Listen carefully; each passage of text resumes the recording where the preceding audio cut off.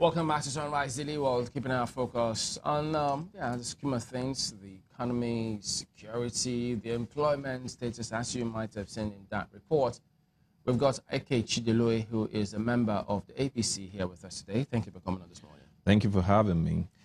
Well, yes, indeed, the letter written by the former president to the president still being referred to in different quarters, and who knows for some time to come. But we've just seen that report, which highlighted some issues and some figures about the employment and unemployment rate.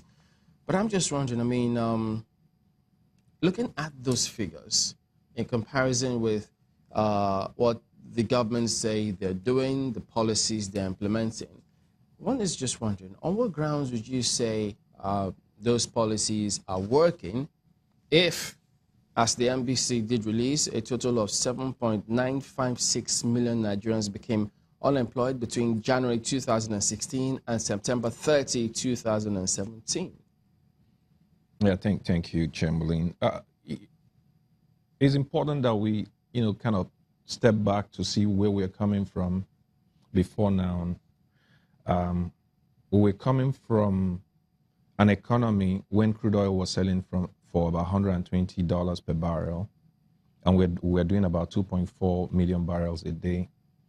And from 2014, the world entered a global recession. It wasn't Nigeria alone. It wasn't like Nigeria entered recession. There was a global recession. If you read the World Bank report, I mean, especially the interesting one is the one they wrote about UAE. They said that it was published in 2015. It said in another 5 years, UAE is going to become bankrupt. And we're talking about an economy that had over $300 billion in their reserve, in their foreign reserve. And World Bank said that a country with $300-something billion in foreign reserve is going to go bankrupt in under 5 years. Nigeria, when the president took over office, our foreign reserve was teetering at between 15 and 20 billion. I'm not sure of the numbers now. But crude oil has already taken a plunge. The price has dropped from over $100 to less than $40. We're doing about $30 or $35 a barrel. And the production and output has dropped from 2.4 million barrels a day to 1.4, 1.6.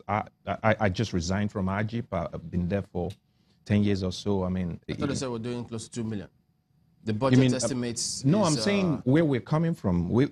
Things are getting. I mean, where we're coming from. But we're doing much more now. No, right now. In terms of production. We are doing much more now. But even if you're doing 10 million barrels a day at $20 a barrel, whatever. So that's where we're coming from. We're coming from an economy that had over $65 billion in reserve, and it dwindled down to about 15 billion.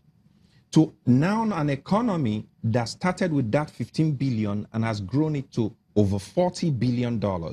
And, so we have to put, I saw the job data, and the job data, if it is USA, is unbelievable and understandable, because at least I'll know that 230,000 people filed for unemployment claim. I'm sorry, I don't get your point. Are you saying that the figures from the MBS, you don't believe them? No, I'm not saying that I don't believe it, but I'm saying that some data has to be questioned. I mean, we Which have to, data?